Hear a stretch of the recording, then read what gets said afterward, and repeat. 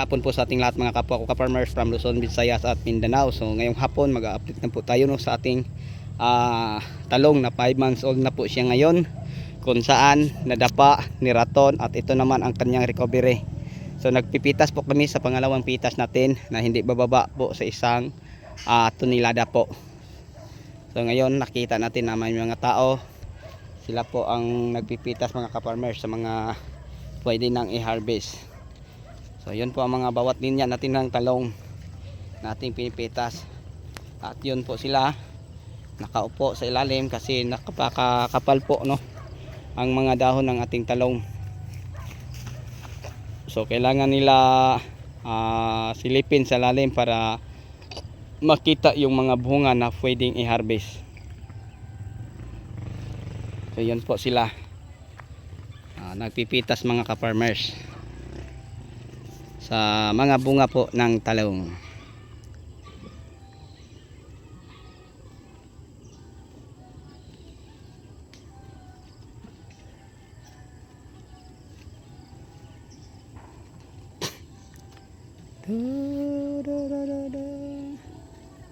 So nakakatuwa po mga ka-farmers kasi yung talong na pinipitasan nila, napakadami po ang mga bunga.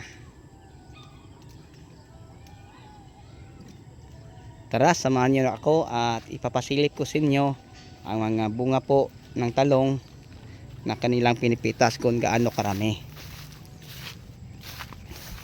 Ayan na po si ka-farmer. Ka-farmer, ano bang ginagawa mo dyan? Yan, nagpipitas po siya ng napakagandang mga bunga po ng talong at napakarami po, no? Yan, sobrang kapal lang dito banda ang dahon kasi hindi ito naaalisan ng dahon. Ayan po ang kanyang mga harvest. Lahat na mga nangingiti sa ilalim, oh, mga ka-farmers, yun po ang bunga ng talong. Yan. So ganyan din karami. So napakakintab po ang mga harvest ng talong. Yan. Yun po si Calixto F1.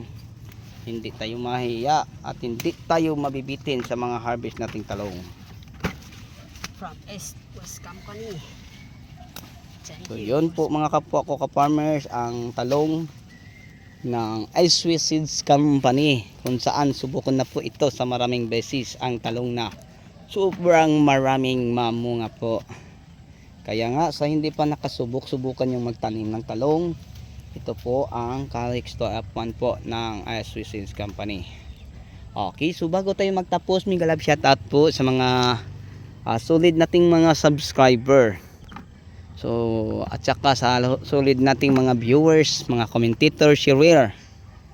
So sa inyong walang sawang pagsuporta mga ka-farmers, maraming salamat po. So kung baguhan ka pa lang sa aking munting YouTube channel, huwag kalimutan paki-like and share at i-click naman ang notification bell para updated po kayo sa mga next video na i-upload ko. Hanggang sa huli, ako na po yung magpapaalam sa inyo next vlog. Bye bye po.